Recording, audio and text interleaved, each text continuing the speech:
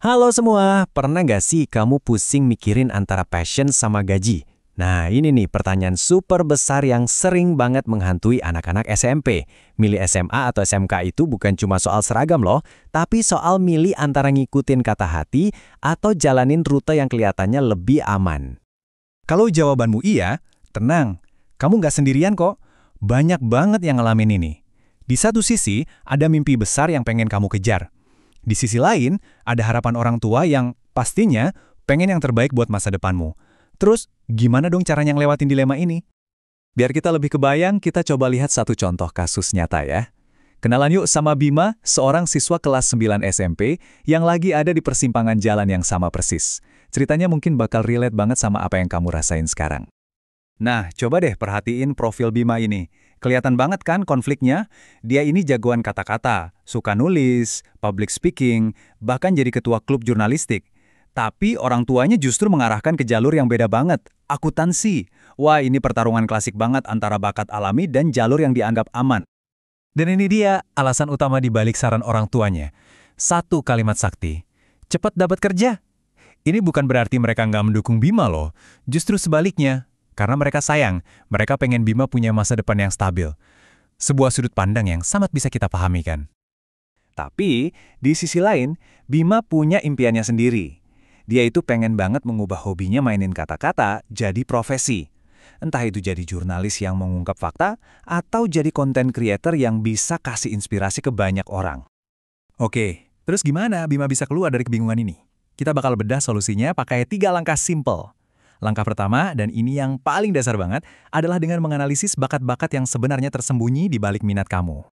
Jadi gini, pelajaran favorit Bima, Bahasa Indonesia dan IPS, itu bukan cuma soal nilai bagus di rapor loh, tapi itu petunjuk. Dari situ kita bisa lihat, Bima punya bakat linguistik, alias jago ngolah kata, dan bakat interpersonal, yaitu kemampuan buat nyampein ide dengan meyakinkan. Plus, jabatannya sebagai ketua klub itu bukti nyata dia punya jiwa kepemimpinan.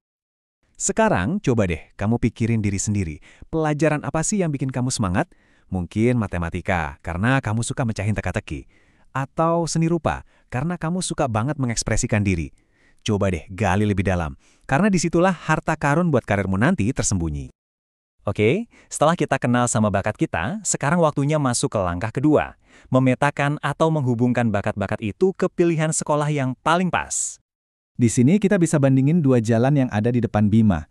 Kalau dia pilih SMA, itu jalan tol menuju impiannya jadi jurnalis. Tapi ya, perjalanannya lebih panjang, harus kuliah dulu. Sebaliknya, SMK akuntansi nawarin jalur yang lebih cepat buat dapat kerja. Tapi mungkin dia harus mengorbankan passionnya. Nggak ada yang salah atau bener loh ya, cuma beda pilihan aja.